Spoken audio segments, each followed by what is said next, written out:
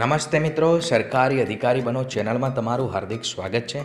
મિત્રો, જે વિદ્યાર્થી મિત્રો ગુજરાત હાઈકોર્ટ પટાવાડા એક્ઝામ આપી હોય તેવા વિદ્યાર્થી મિત્રો આ વિડીયોને લાસ્ટ સુધી જરૂર દેખે। જે વિદ્યાર્થી મિત્રો ચેનલને પહેલી વખત વિઝિટ કરી રહ્યા હોય તે જરૂર ચેનલને સબસ્ક્રાઈબ કરે, કારણ કે આ ચેનલ પર ગુજરાત સરકાર, ભારત સરકાર દરેક ગવર્મેન્ટ એક્ઝામની તૈયારી કરવામાં આવે છે, મોટિવેશન માર્ગદર્શન આપવામાં આવે છે।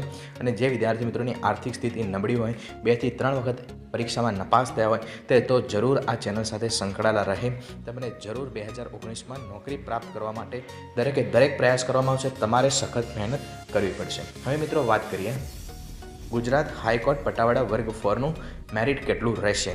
મિત્રો, જનરલ કેન્ડિડેટ હોય આ કટ ઓફ તમે જો વિડીયો પૂરો થયા પછી આના પહેલાં જે એક્ઝામ લેવાઈ હતી તેમાં કેટલા ઉમેદવારે એક્ઝામ આપી હતી તેનું કટ ઓફ કેટલું હતું, અને મિત્રો આ વખતનું પણ કટ ઓફ તેની આસપાસ જ રહેશે।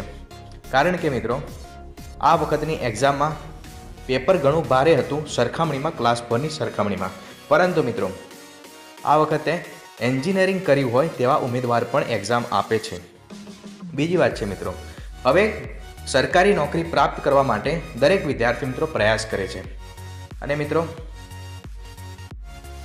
બેરોજગારી વધવાના કારણે, વસ્તી પ્રમાણ વધવાના કારણે દરેક વિદ્યાર્થી મિત્રો એક્ઝામ આપે છે। તેના કારણે કટ ઓફ દરેક એક્ઝામનું હવે ઊંચું રહેવાની શક્યતા બની રહેશે, અને મિત્રો દિવસે દિવસે સીટ પણ ઓછી થઈ રહી છે। આ એક્ઝામમાં તો સીટ બરાબર હતી, માટે કોઈ એક્ઝામની તૈયારી કરતા હોય તો આ વિડીયોના માધ્યમથી સમજી લો કે સખત મહેનત ચાલુ કરી દેજો, અને મિત્રો વેટ ઉતાર્યું હોય તો કોઈ સરકારી નોકરી આપતા જ નહીં।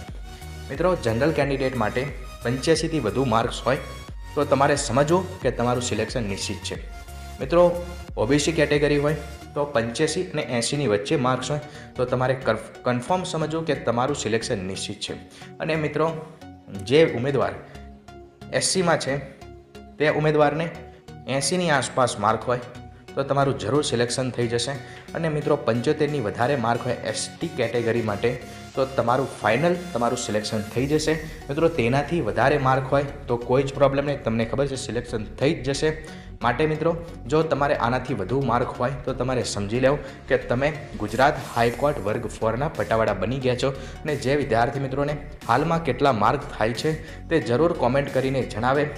અને મિત્રો જે વિદ્યાર્થી હાલમાં વનરક્ષકની એક્ઝામની તૈયારી કરી રહ્યા હોય, તલાટી, જુનિયર ક્લાર્ક, ઓફિસ આસિસ્ટન્ટ, બિન સચિવ ક્લાર્ક જે એક્ઝામની તૈયારી કરી રહ્યા હોય તો જરૂર આ ચેનલ સાથે જોડાયેલા રહો, કારણ કે આ ચેનલ પર હવે તમને ગુજરાત સરકાર, ભારત સરકાર દરેક ગવર્મેન્ટ એક્ઝામની માહિતી આપવામાં આવશે।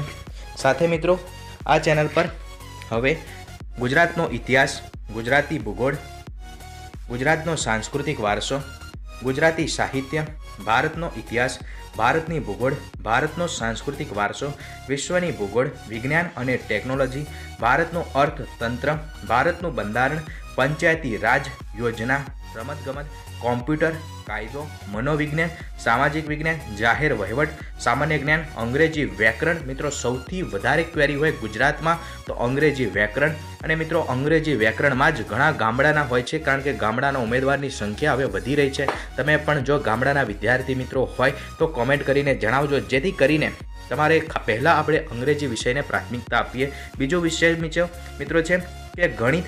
મિત્રો ગણિતમાં પણ ઘણા વિદ્યાર્થી મિત્રોને ઘણો પ્રોબ્લેમ હોય છે। ગુજરાતી વ્યાકરણ, તાર્કિક કસોટી, વર્તમાન પ્રવાહ, પર્યાવરણ અને આપત્તિ વ્યવસ્થાપન। મિત્રો દરેક સબ્જેક્ટનું કોચિંગ કરવામાં આવશે, માટે ચેનલને જરૂર સબસ્ક્રાઈબ કરજો। અને જો તમને આ કટ ઓફ બતાવ્યું તેની આસપાસ થતા હોય તો તમે કોમેન્ટ કરીને જરૂર જણાવજો। જય ભારત, વંદે માતરમ, ઉદ્દિષ્ટ ભારતમ।